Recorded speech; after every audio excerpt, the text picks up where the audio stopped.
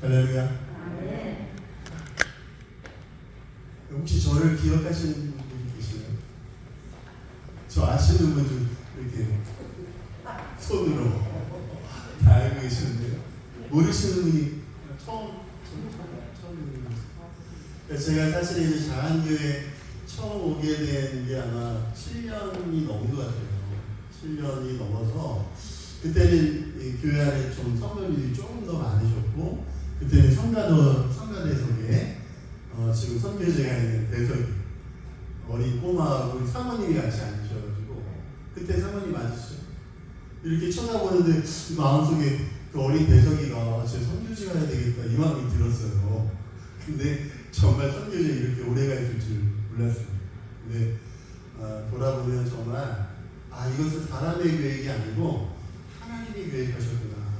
그래서 저는 그냥 그때 순간적으로 대석이가 선교지 가면 좋겠다 생각했는데 하나님은 이미 계획하시고 선교지에 보내놓으신 거죠. 저는 이제 오늘 부활절 말씀을 준비하면서 사실은 한 주 내내 잠을 제대로 못 잔 것 같아요. 그리고 특별히 오늘 새벽에는 잠이 일찍 깼습니다. 제가 원래 이렇게 그래서 이제 예수님의 부활에 대해서 이렇게 생각을 하다가 예수님은 과연 부활하시는 그날 몇 시에 일어나셨습니까? 몇 시에 부활하셨을까? 갑자기 이 생각이 들었어요. 그리고 마태복음에 등장하는 그 두 여인이 향유를 준비해서 예수님께 무덤으로 달려갈 때 그 여인이 달려간 새벽 시간이 몇 시였을까? 이게 좀 궁금하더라고요. 혹시 몇 시 정도였을 거라고? 장로님, 몇 시 정도 됐을 거라고? 몇 시에 일어나세요? 여성분들이 잠이 없으신가? 그래서 그 마리아와 그 마리아가 준비된 향유를 가지고 그 일어난 시간이 몇 시였을까 생각해 봤더니요, 예수님의 부활의 첫 목격자들도 여자들이었어요. 그리고 여기서 앉아있는 분들 거의 보세요. 남자가 많습니까? 여자가 많습니까? 한국교회를 살리는 여자들. 감사합니다. 한국교회를 살려주셔서. 그러니까 정말로 하나님께서 그 하나님의 뜻을 받들어서 예수님 앞에 철저히 끝까지 그 십자가 앞에 갔을 때 진짜 용감하게 갔던 분들이 누구냐면요, 제자들은 다 도망갔어요. 한 제자만 그 십자가 앞에 나가는 그게 요한이죠. 그 요한에게 예수님이 그렇게 말씀하세요. 네 어머니다. 근데 나머지 다 여자들이에요. 여자들은요, 물불 안 가립니다. 불의를 보면요, 가만히 못 있어요. 남자들은 못 돼가지고 불의를 받으며 입고 다물고 은혜로 갑시다. 기도합시다. 근데 정말로 기도하다 보면 하나님께서 주시는 마음이 있어요. 그런데 제가 오늘 설교 준비하면서 이렇게 우리 아내 미셸 목사와 이렇게 차를 타고 오는데, 정말 오래전에 몇 년 전에 그 천주교에서 유행했던 네타시오라는 문구가 차마다 유행처럼 붙어있던 시절이 있었어요. 근데 그거를 보면서 제가 되게 좀 신선하다 이런 생각을 네 탓이요? 네 탓이지. 네 탓이지 왜 내 탓이야? 그런데 종교는 달랐지만 그분들이 이야기하는 것은 신선했어요. 그런데 제가 오늘날 돌아보니까 이 젊은이들이 유행이 돌아간다는 거죠. 돌아가요. 그런데 이제 저희 그리스도인들이 그 예전에 천주교가 이야기했던 걸 저희가 받았으면 좋겠어요. 내 탓이다. 내 탓으로 받아들여질 때 모든 문제가, 가정의 문제가, 또 교회의 문제가, 또 여러분들이 일하시는 그 직장의 터전에서 여러분들이 천국을 찾을 수가 있어요. 남의 탓이 시작이 되면요, 그 안에 이미 지옥이 시작이 됩니다. 예수님께서 오셔서 하셨던 말씀이 뭐예요? 천국을 이뤄라. 천국 생활 하셔야 되잖아요. 근데 이미 네 탓이니까 천국을 뺏긴 거야. 그런데 그것을 놓으시고 내 탓이요 이러면 저 사람도 못 살아요. 얼마나 힘들었을까 나 때문에. 내 탓이다. 그래서 제가 어느 날 그걸 깨닫게 된 게 병원에 갔는데 간호사 탓을 하고 있더라고요. 왜냐하면 저는 늘 찌르거든요. 큰 바늘에. 근데 찌르면 이 혈관을 제대로 찔러야 되는데 터뜨려 놓는 거야. 그러면 막 속에서 부글부글 거리다가 제가 요즘에 이제 어떤 마음이 드냐면 다 내 탓이다. 내 혈관이 꾸불꾸불해가지고 내 혈관이 잘생겼으면 좀 컸으면 저분이 찌를 때 제대로 찔렀을 텐데 내 혈관 탓이다. 지혈이 안 돼요. 저분들이 이렇게 잘 이렇게 지혈할 때 바늘구멍이나 살짝만 막으면 피가 확 안 터지거든. 근데 어떤 분이 오면 전 벌써 불안해. 그분이 오면 꼭 세요. 그럼 기분이 너무 나쁜데 그것도 어느 날 어제 제가 이제 저희 아내 목사님 금요일날 초작하고 오면서 그분이 오셨어요. 저한테.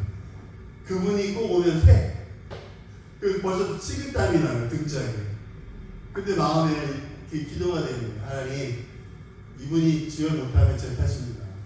제가 혈관이 너무 세가지고 저분이 못한 거니까. 아니 그렇게 했는데 중요한 건 잘 지혈이 됐어요. 제가요 이런 말씀 왜 드리냐면 여러분 신앙생활은 삶이에요. 우리가 죽으면 가는 천국이 있죠. 그런데 살아서 지옥같이 살면 그게 마음이 어떻겠어요? 나 예수 믿어. 나 예수 믿는데 지옥같이 살아. 여기서 지옥같이 살았는데 저 천국 가면 그게 믿겨지겠어요? 그런데 왜 우리가 예배당에 와서 예배를 드리면서 왜 찬양하지? 저도 오늘 이제 찬양 드리면서 마음이 기뻤던 이유가 찬양을 드리니까 제가 영이 살아나는 거예요. 찬양의 가사가요 기도가 되는 거예요. 살아계신 주, 나의 참는 성, 주 오시면 천국에서 주님과 함께 산다고 고백하신 거예요. 하나님이 오늘 그 고백을 들으셨어요. 성경에 보면 제가 어렸을 때 제 마음에 이런 마음이 있어요. 어떤 마음이냐면 어렸지만 순수했던 것 같아요. 여러분들 하나님이 들으세요. 여러분들의 입의 말을 하나님이 들어서 그것을 시처럼 심습니다. 그래서 제가 그 다음부터 제가 아프다는 얘기를 못하겠어요. 왜냐 아픈 거 맞는데 제가 어떻게 안 아프다. 왜냐하면 하나님 들으시다니까. 제가 그 다음부터 이제 저의 신앙생활을 바꿨어요. 안 좋은 일이 생기죠? 그럼 어떤 생각이 드냐면 말씀해 보니까 이렇게 나와요. 어려운 일이 있어? 힘들어 있어? 근데 하나님은 그 과정을 주시는 거야. 왜? 좋은 걸 주시려고. 아멘입니까? 그게 하나님의 정답이었어요. 그리고 그동안 살아가면서 하나님 그렇게 하셨어요. 한번 생각해 보자고요. 오늘 부활절날 내가 예수를 믿고 그 기뻐서 웃었던 적이 언제였나? 그리고 오늘은 내가 아침에 눈을 떴을 때 정말 행복했나? 제가 사실은 요즘에 너무 행복합니다. 눈을 뜨면은 사실은 코로나 몇 년 동안 저희 아내를 볼 수가 없었어요. 제가 아내를 볼 수 있는 날은 저희 장모님 돌아가셔서 잠깐 들어갔을 때 저는 너무 좋더라고요. 혼자 생활을 오래 하다 보니까 사실 선교지를 생각하면 제가 행복해야 되는데 저도 사실 가정이 가장이잖아요. 그러니까 아내가 보고 싶은 건 맞는 거죠. 그런데 좋은 일도 아니었는데 어머니 장례로 돌아가셔서 저도 많이 울고 기도해드리면서 울고 했는데 아내가 옆에 왔는데 좋더라고요. 행복했습니다. 잠깐 행복했는데 또 그 아내가 일이 있어서 급하게 또 들어가는데 마음에 그런 마음이 들더라고요. 하나님 제 행복은 여기까지입니다. 또 기도하라는 사인이니까. 기도하다가 또 얼마 전에 아내가 이렇게 왔는데 아파서 들어왔어요. 폐렴이 걸려서 왔는데 선교지에서부터 저는 계속 아픈 걸 알고 있었어요. 근데 제가 아파본 사람이잖아요. 아픈 사람이 아픈 사람의 마음을 알거든요. 이 아내가 막 아픈데 마음이 너무 짠한 거예요. 왜? 나 때문에 저 고생하고 저 고생 아닌데 내가 해줄 게 없어. 근데요 참 감사한 게 아내가 와서 아내를 옆에서 제가 이제 처음으로 이렇게 밥도 해주고 오늘 아침에 제가 밥 해주고 왔습니다. 밥 해주고 이제 집에 가면 설거지도 제가 할 거예요. 근데 제가 어떤 마음이 드냐면 고맙다. 보니까 이게 부부라는 게 그리고 또 이제 저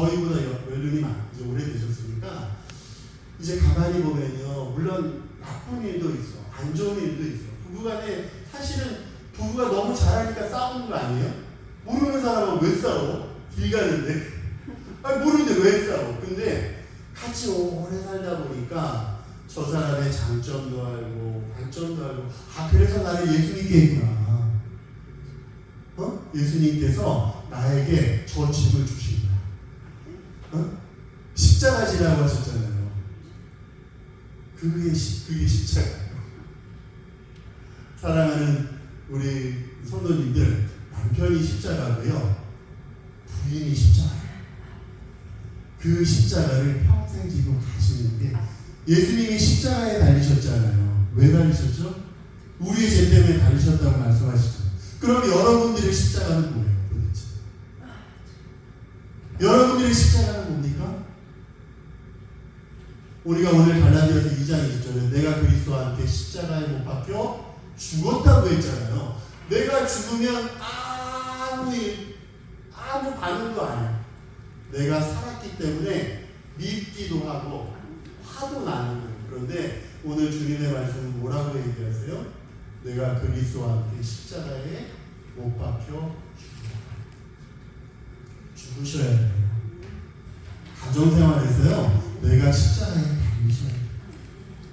그리고 오늘의 부활의 메시지를 들으셔야 돼요. 예수님이 죽으셨던 거 우리도 함께 죽어야 돼요. 내가 죽어야 예수님의 부활이 생깁니다. 예수님이 부활하실 때 어떤 부활이냐면 생명의 부활이에요. 이제는 나의 시각이 바뀌어야 돼요. 내가 생각하는 게 바뀌어야 돼요. 내가 저 사람을 봤을 때 정말 긍휼하고 사랑한 마음으로 바라보기 시작해야 돼요. 그게 부활이에요. 근데 살아났는데 여전히 미워? 여전히 짜증나? 여전히 화가 나? 그럼 아직 부활 안 하십니다. 아직도 무덤에 있으셔요. 죄송합니다. 아직도 믿고, 아직도 사랑스럽지 않고, 아직도 내가 고난에 있다고 생각하면 아직도 무덤에 있는. 근데 오늘이 어떤 날이죠? 부활절. 예수 그리스도의 부활에 참여하는 우리들은 예수님과 함께 다시 살아나서 그분과 함께 살아야 돼요. 내가 이제 사는 것은 내가 사는 것이 아니요, 내 안에 누가 사신다고요?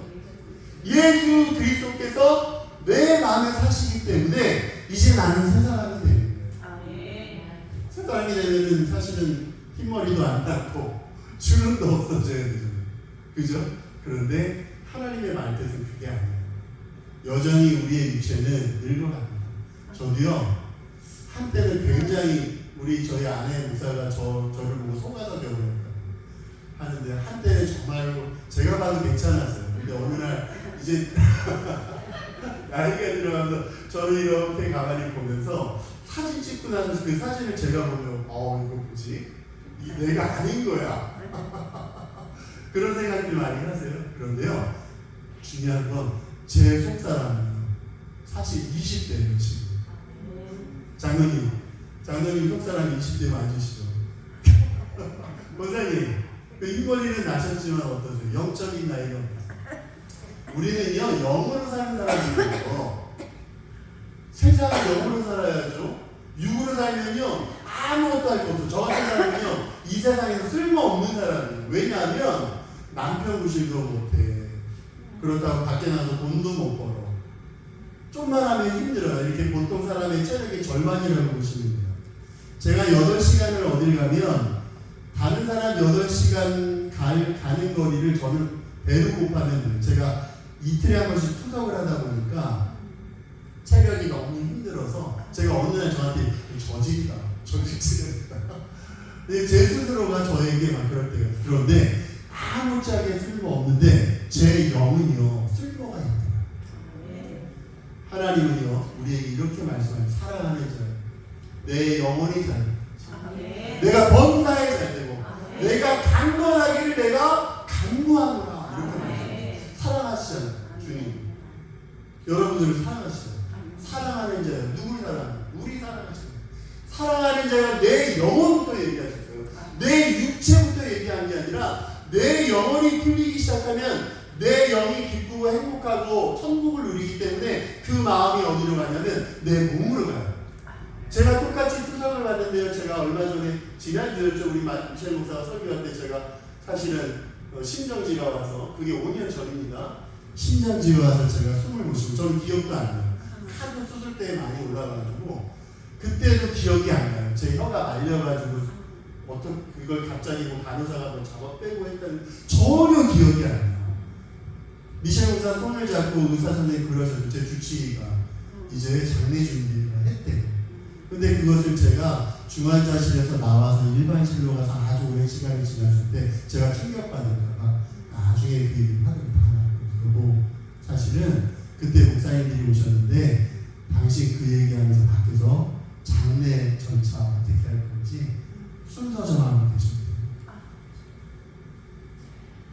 하나님 살리셨죠? 저와 같은 자를 살리셨죠. 왜 살리셨을까? 쓸모도 없는데. 제가 얼마나 쓸모가 없냐면요, 이 국가에 사실은 손해를 끼치고 있어요. 매달 국가에서 매달 제가 물론 저도 제 돈으로 이제는 실비로 25만 원에서 30만 원을 매달 내는데 그거 플러스 국가에서 90%를 내주니까 제 몸에만 국가에서 300만 원을 씁니다. 1년이면 3,600만 원이죠. 10년이면 3억 6천을 저한테 쓴 거예요. 그럼 제가 투석으로 2년을 하고 있어요. 그러면 국가가 저한테 얼마를 준 겁니까? 한 7억 정도를. 그런데요, 저한테 뭐 달라고 안 해서 국가. 그냥 국민 건강보험만 내. 그런데 가난하면 그것도 내지 말아요. 그래서 제가 선교지에 있을 때 한국에 오면 너무 좋았던 게 한국에 오면 무료야. 그런데 국가가 뭐도 주냐 하면 야, 너 가장으로서 힘드니까 너 생활비도 줄게. 애들 학교 못 가? 학비도 줄게.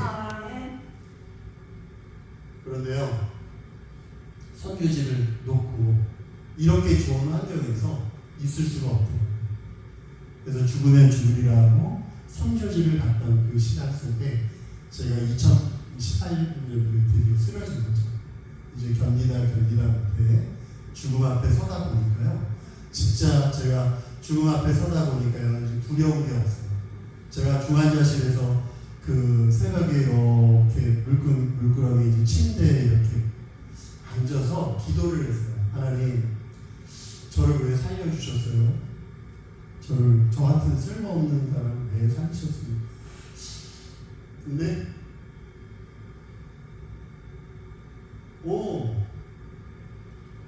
너는 네가 쓸모없다고 생각하는데 내 생각은 달라.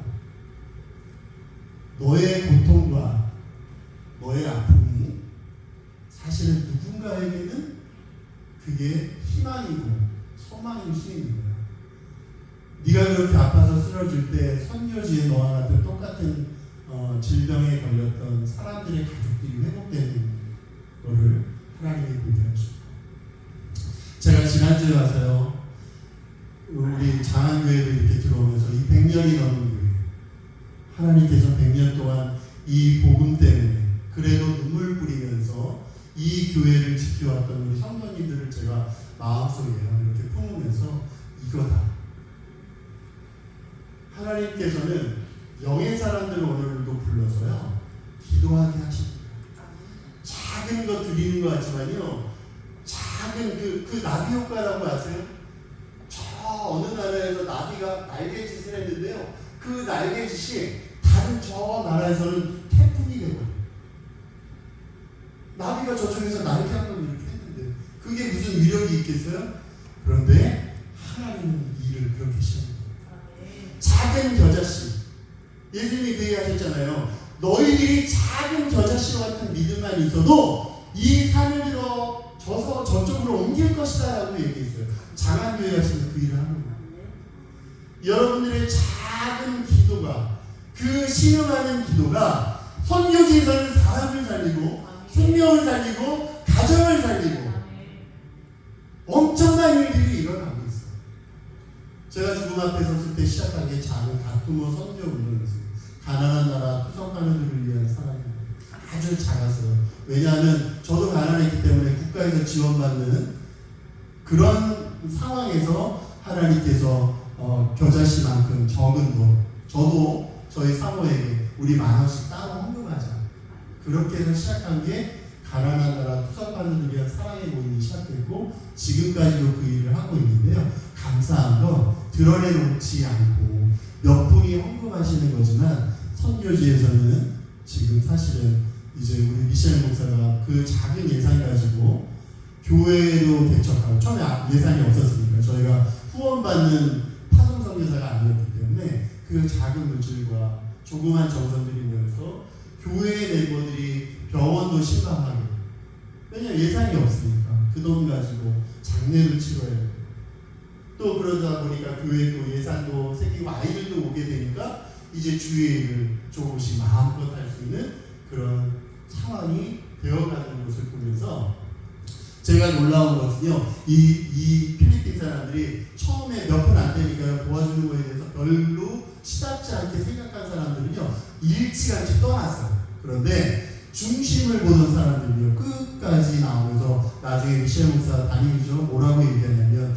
내가 그 필터값 하나 때문에 3만원 때문에 오는 게 아니라 이제 예수의 복음을 듣는 거예요. 그러면서 그 초석한 후 본인과 그 자녀들과 그런 가정이 구원받는 역사. 왜냐하면요, 저희가 의리를 지키고 신앙인들은 의리가 있어요. 우리가 한 번 돕기로 했는데 죽을 때까지 도와요. 죽을 때까지. 그리고요, 그 환우가 죽으면요, 거기서 끝나는 게 아니라 끝까지 남아있는 그 자녀들에게 지원을 합니다. 학교 가라, 공부하라. 그러다 보니 하나님께서 우리 미셸 목사의 그 아이들 가르치고 싶어하는 그 열정을 더해서 하나님은 학교를 하게 하시니까 그 적은 예산으로 아이들을 학교를, 국제학교를 저희가 보낼 수가 있게 됐어요. 이것이 하나님의 은혜 아닙니까?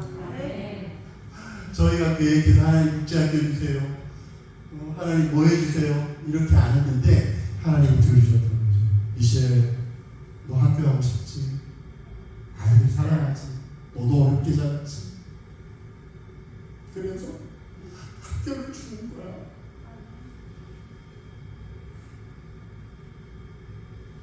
진짜 많이 아팠지? 힘들었지? 아파 보니까 어떤 여러분들 아프면 어떤 생각이 드세요? 힘드시죠? 아파서 병들어 누워서 죽도 먹기 힘들고 너무 어려울 때 그때 하나님의 사랑을 생각하는 거예요. 그렇게 평생을 장애자로 사는 사람들이 있잖아요. 제가 투석 가서 이제 TV를 보면 가끔 인간시대가 나옵니다. 제가 지난주에 봤던 장면에 감동이었던 게 한 봉고차가 들어오는 거예요. 한 봉고차가 들어오는데요. 조수석에서 폴짝 뛰어내리는데요. 난쟁이 아주머니가 내리는 거예요. 그래서 막 이렇게 걸어가지고 뒤에서 이렇게 기다리는데 한참 있어서요. 남편이 나오는데요. 휠체어를 타고 전동 휠체어를 타고 그 뒤쪽으로 나와서요. 이렇게 자기가 만든 데 내려왔는데 둘이 요만하게 서서 행복하게 웃으면서 가는 모습을 보면서 제가 이런 생각을 했어요. 하나님, 제가 이런 말 하면 너무 저는 감사해요. 내가 난쟁이를 태어난 것도 아니고 저 남편분처럼 전동 휠체어 타고 사는 거 아니고 제가 이렇게 멀쩡한 걸음으로 지팡이를 짚더라도 하나님 이렇게 서 있는 것을 보면서 제가 이렇게 작지 않게 태어난 것에 대해서 너무너무 감사합니다. 우리는요, 하나님이 그걸 생각하라고 우리에게 예수 믿는 기쁨을 주신 거예요. 저보다 못한 사람이 너무 많더라고요. 필리핀 갔더니. 저는 여태껏 살아있잖아요. 그런데 저와 함께 투석받았던 환우들 다 돌아가셨어요. 왜요? 필리핀에 태어났다니. 그들도 예수 믿었어요. 그럼 하나님 불공평하잖아요. 그게 아니고요. 하나님 우리 각자에게 예수의 마음을 심으셨어요. 내가 그리스도와 함께 사는 거예요. 지금. 이제 내가 사는 것은 내 안에 그리스도께서 사시는 거예요. 그러니까 여러분들이 예수인 거예요. 예수의 마음으로 바라보셔야 돼요. 이제. 사탄의 마음으로 바라보는 게 아니고요. 니 탓이야가 아니라 예수의 마음으로 바라봐야 돼요. 아, 내 탓이 없다. 내가 더 사랑할 걸. 내가 더 잘해줄 걸.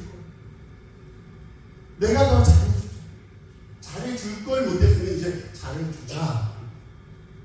우리나라 말이 참 재밌어요. 잘해줄 걸 이러면 잘해줄 잘해주지 않을 거잖아요. 그런데 잘해주자. 이러면 잘해주면 되잖아요. 하나님 들으시죠. 아, 나 이제 변해야 되겠어. 내가 살아보니 너무 제가 대형이 아프다는 얘기를 들으면서 제가 마음에 막 계속 기도가 되는 거예요. 근데 오늘도 아프게 거야. 그래서 마음속에 계속 기도하면서 사회는 나 못 보는데 대형이가 봐야 되는데 근데 대형이가 찬양을 막 계속 드리는데 우리 미셸 목사 저한테 여보 대형이 살 빠지니까 이쁘다 이쁘다는 거예요. 이거죠. 그 긍정적이죠. 대웅이가 아팠어. 아픈 거만 생각하면 죽을 것 같아. 그런데 덕분에 얼굴이 가려져있어요. 이게 화입니까 복입니까? 하나님의 마음은 저희가 잘 생각해보면 하나님은 정말 우리의 생각을 뛰어넘으시는구나. 생각을 뛰어넘으시기 때문에 제가 이제 어느 날 이제 코로나 덕분에 제가 감사한 게 혼자 있는 시간이 너무 많아진 거예요. 혼자 놀기 쉽지 않죠. 혼자 놀아보셨어요? 혼자 놀다 보니까요, 제가 재밌는 게 생겼는데 공부를 하게 되더라고요. 혼자 공부를 하다 보니까 제가 아주 논어맹자 이런 책들은 어려워서 잘 못 보다가 그 공자의 논어의 위정편이라는 그 4장의 내용에 보면 사람의 생명의 수명에 대해서 그 나이값이라는 게 나오는데 15세가 되면 지학이라고 해가지고 학문을 배워야 되는 나이라는 거죠. 이것이 누가 이런 공자님이 그렇게 얘기하셨는데 30세가 되면은 일일이라고 해가지고 30살에는 나의 뜻을 세워야 되는 거예요. 근데 예수님이 30세에 공사일을 시작하셨잖아요. 제가 굳이 그걸 거기다 붙이는 건 아니지만 사람이 태어났으면 뜻을 세워야 될 나이가 30이라는 거예요. 그 전까지는 배워야 된다. 기술도 배워야 되고 그리고 자기 전문 분야에서 공부해야 된다는 거예요. 저는 이 부분을 똑같이 접목해보면 우리 신앙인들도 우리가 교회에 와서 지금 경력이 얼마 안 됐잖아요. 지금 배워야 될 때인 거죠. 내가 뭘 알아가 아니야 지금. 제가 신앙의 나이로 치면은요 그렇게 치기 때문에 점점 더 교회 안에서 우리가 계산되고 우리는 지금 하나님의 말씀을 배우는 지학의 나이로 15세의 연령 15년 동안 15년부터 30살까지 배워야 되는 30살이 돼서 일일이 되어서 나의 뜻을 세워서 이제 내가 복음도 전하고 나의 가정도 세우고 내 사회일도 알고 내가 어떤 일을 하여가는 나이들이 되고 그리고 40이 돼야 드디어 부록이라는 나이가 되는 거예요. 마흔이 되니 혹하지 않았다. 이 말이 무슨 뜻이냐면요. 어떠한 유혹에도 흔들리지 않는다라는 뜻입니다. 우리가 예수를 믿잖아요. 부록의 나이를 겪어야 된다는 거죠. 누가 그래서 이달에 빠지지 않는 거예요. 예수의 복음을 제대로 아는 사람들은요. 뜻을 세워서 어떠한 유혹에도 넘어가지 않는다는 거죠. 그래서 예수님의 제자들이 생명까지도 드릴 수 있었던 거죠. 그리고 50세가 되면 드디어 지천명이라고 해서 지천명 50세 50살에는 하늘의 뜻을 알았다.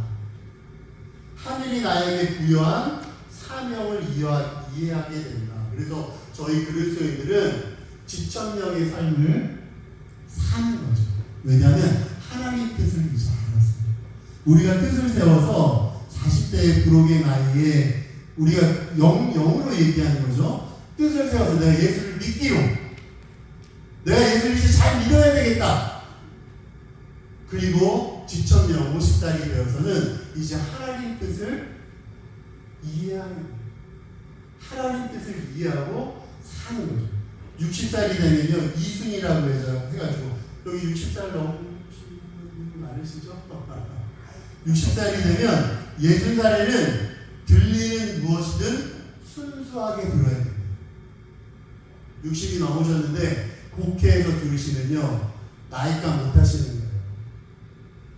60이 넘으셨어요? 그건 이순의 나이입니다.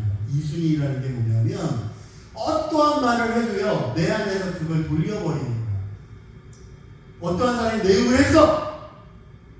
아유 저 싸가지가 아니고 내 안에서 60이 넘은 분들은 그 말을 돌릴 수 있어요. 어떻게 돌려요? 순하게. 그럴 수 있어. 그래? 그렇게 생각했어? 내 탓이네. 이렇게 이슬의 나이라는 것이. 그래서 70이 되면요, 중심소역 부유구라고 해가지고 70살에는 마음이 하고자 하는 바를 따라도 법도에 어긋나는 일이 없다. 일행이 되시면요, 이제는 법도에 어긋나는 일을 하지 않는다는 거예요.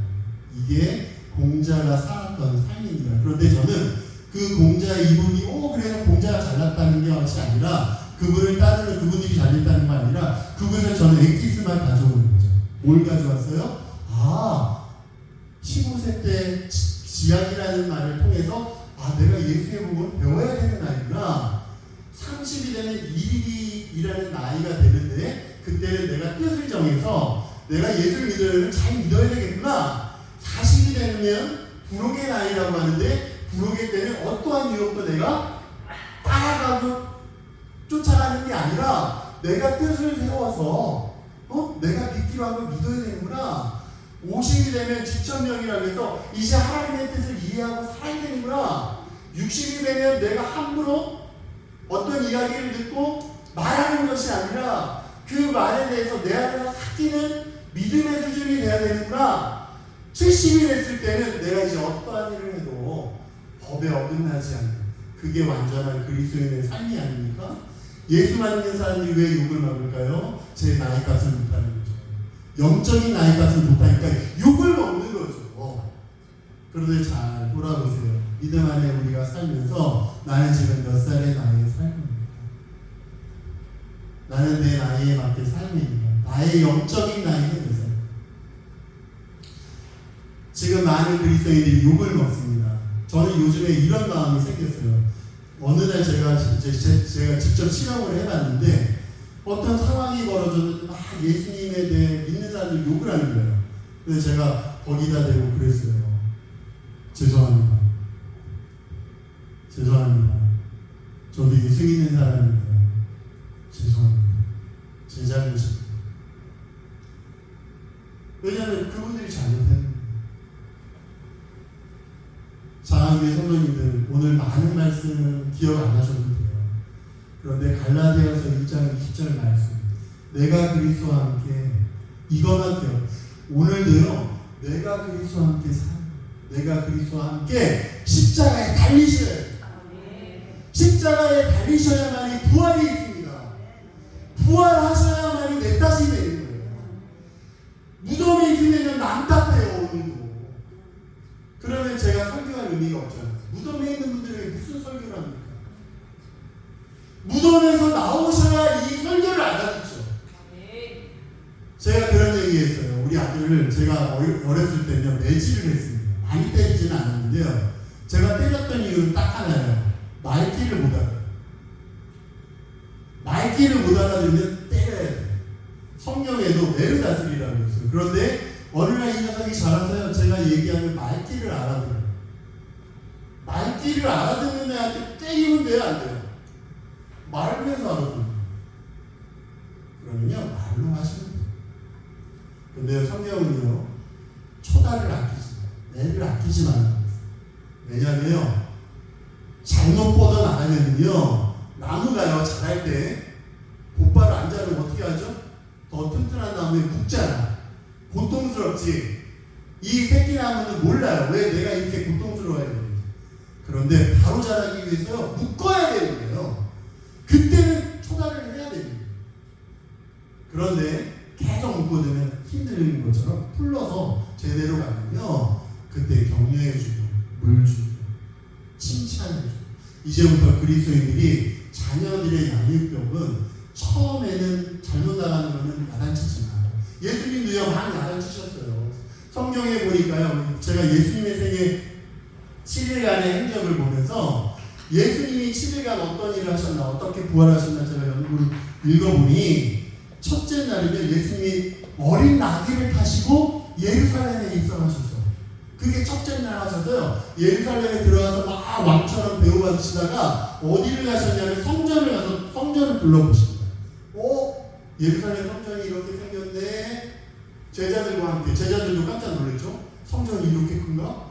그러고 첫날 행적은 없으셔요. 다시 베다니로 돌아가셔서 그날 쉬셨다는 얘기가 있어요.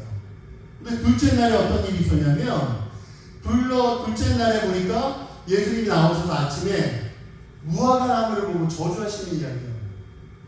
열매 없는 무화과나무. 그런데 그때가 시즌이 아니거든요. 그때 무화과 나무는 계절이 아닌데 왜 예수님이 무화과 나무를 저주했는지 저도 이해가 안 돼요.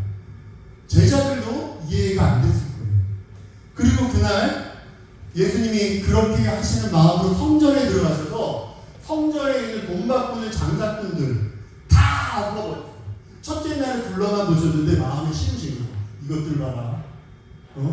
하나님의 거룩한 성전에서 돈을 팔아 이유를 남기고, 그런데 그 뒤에 조사해보니 대제사장, 서기관들의 하극인들이 이런 교회를 이렇게 만들고 있었어?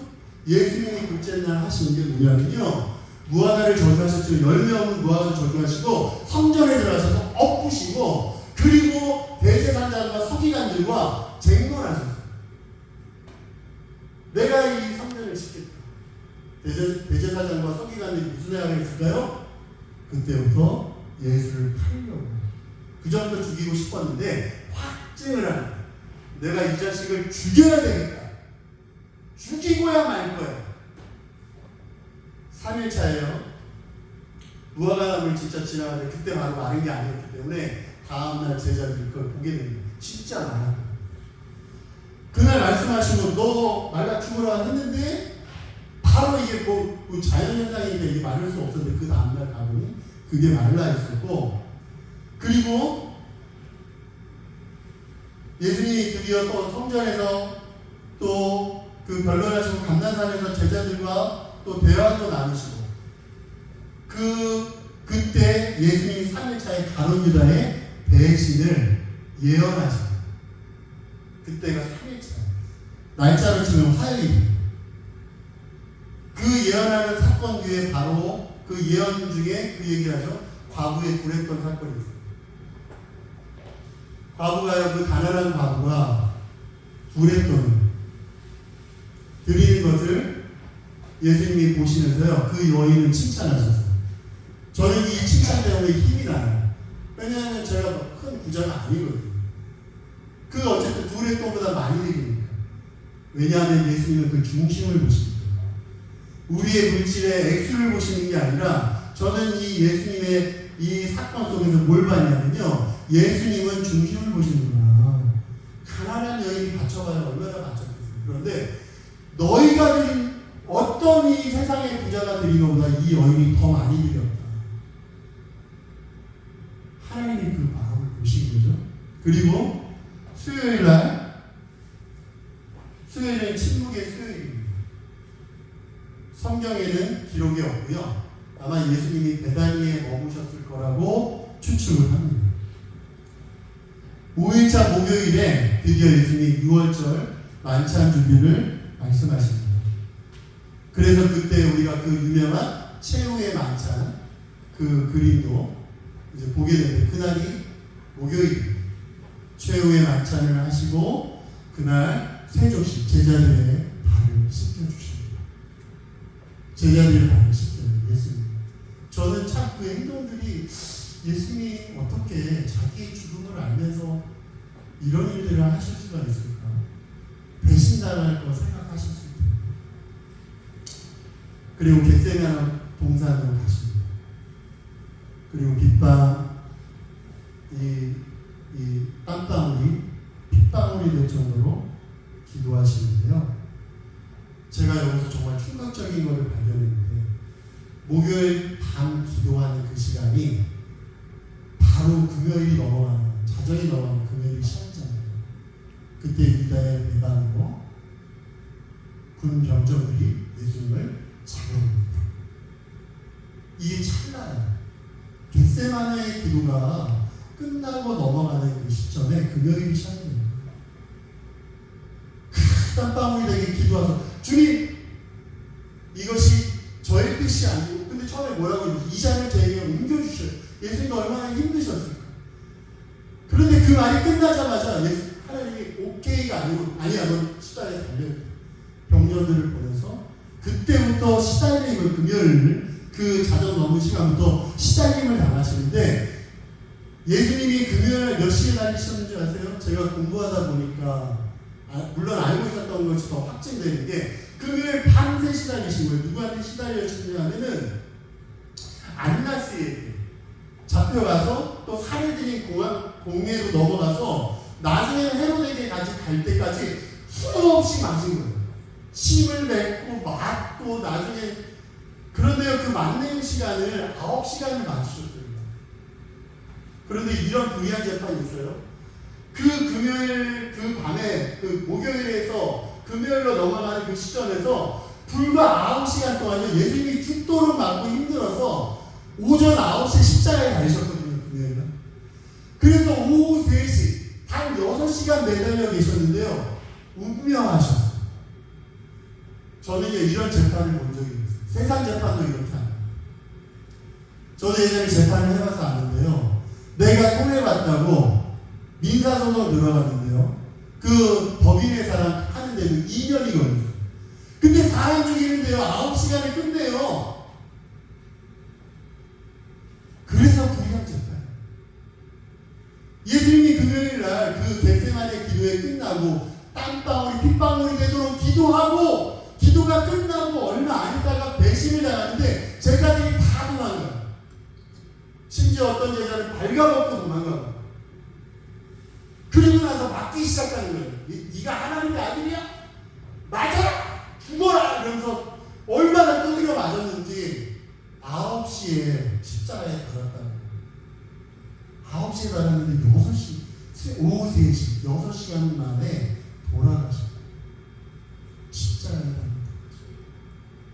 이런 억울한 재판을 예수님은 당하시면서 그 억울한 재판 속에서 한 강도의 구원을 약속하시죠. 한 강도가 그러죠. 두 강도가 있어요. 한 강도는 뭐라고 하냐면 야 네가 진짜 너도 죄인이니까 여기 달린 거야. 그런데 한 강도가 야단을 치죠. 야 이 녀석아 너나 나나 진짜 죄가 있어서 달리지 마. 그게 신앙 고백이었어요. 예수님이 뭐라고 하십니까? 죽어가면서까지도 내가 오늘 나와 함께 방황에 있습니다. 그리고 6시간 만에 얼마나 힘드셨으면 고통을 십자가에서 돌아가셨어요. 근데 성령을 응하기 위해서 예수님의 뼈 어디도 자르지 않고 옆구리에 창을 찔러 죽었는지 살았는지 여부를 하기 위해서 물과 피를 쏟았다고 성경합니다. 그 물과 피를 쏟음으로 우리가 그 십자가 복음을 믿기 시작합니다. 죄 없는 예수님이 저희 때문에 십자가에 달리셨다고 믿어지면 여러분들은 성도에 대해 자격이 있는. 그런데 거기서 끝나시면 안 돼요. 그것이 믿어졌는데 정말로 예수님이 죽으신 거예요. 얼마나 슬퍼요. 예수님이 죽으셨는데. 그런데 중요한 건 예수님이 그 죽은 그 다음날 토요일날은 성경에도 뭐라고 얘기하냐면요. 그냥 침묵했어요. 아무도 말하지 않아요. 그냥 예수님의 죽음 때문에 함께 슬퍼하는 날이었어요. 암흑 같은 날이었어요. 왜냐하면 예수님의 금요일부터 우리가 장례되기 3일 만에 부활하시는데 금요일, 토요일 아무 말도 못했다는 거죠. 그런데 그 다음날이 오늘 이제 그 두 여인이 아까 제가 설교 본문에 우리 첫 시작이 그죠. 두 여인 장안교회도 여인들이 많으시죠? 그 여인들이 예수의 부활을 하게 된 거죠. 처음에 무서웠어요. 그래서 달려 도망가려고 했는데 그 예수님이 그 여인들 앞에 나타나시는 거죠. 무서워하라. 그리고 그 여인들에게 먼저 예수님의 부활의 모습을 보이십니다. 그리고 그 여인들이 쫓아가서 제자들에게 알리게 되고 나중에 그 제자들이 예수님의 부활하심을 한 명 알게 됩니다. 사랑하는 성도님들, 내가 그 부활이라고 말씀하셨던 주님, 오늘 예수님의 부활 사건, 그 십자가의 잔혹한 사건 때문에 부활이 있었다는 것을 잊으시면 안 됩니다. 여러분이 고난을 당하실 때요, 그 고난을 십자가라고 생각하세요. 예수님은 더한 십자가도 지셨는데 내가 뭐라고 나에게 준 십자가를 안 짊어지냅니다. 그 불의한 재판 때문에 결국 십자가에 달리는 그 9시간 동안 죽도록 맞고 직접 이건 말도 안 되는 재판이 이루어져서 사람을 죽이는데 어떻게 9시간 만에 결판을 했는데 어디냐고요, 이 세상에. 그런데 예수님 한마디도 안 하셨죠.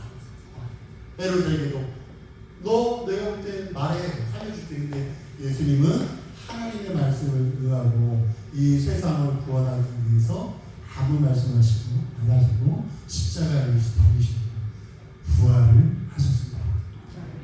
아멘. 제자들의 죽음을요, 제가 마지막으로 소개하고 마치려고 합니다. 제가 준비한 거는 8장을 했는데 1장밖에 못했어요. 나중에 7장을 같이 해요. 12제자가요, 예수님 십자가에 달릴 때 다 도망갔지만 이들이 오순절날 성령 받고 어떻게 변했냐면, 그들의 죽음이 첫 번째 세베대의 아들 야고보가요, 복음을 전하다 칼에 찔려 죽습니다. 두 번째 빌립이 죽었는데요, 나무 십자가에 달려서 죽었어요. 세 번째 마태가 죽었는데 비들창에 찔려서 죽었고요. 여러분이 잘 아는 베드로는 십자가에 거꾸로 달려 죽었습니다. 안드레는 그 당시에 X 십자가가 있었는데 X 십자가에 달려 죽었고요. 알페오들 야고보는 성전에서 막대기와 돌에 맞아서 죽었습니다. 다데오는 순교를 당했고 마띠아도 돌에 맞은 후에 참수를 당해 죽었습니다. 도마는 차에 찔려 죽었고요. 바돌로메인 나다나엘은 몽둥이로 맞고 산채로 가죽이 벗겨져서 참수로 죽었습니다. 열심당원 시몬은 거꾸로 매달려 목이 잘려서 죽었고요.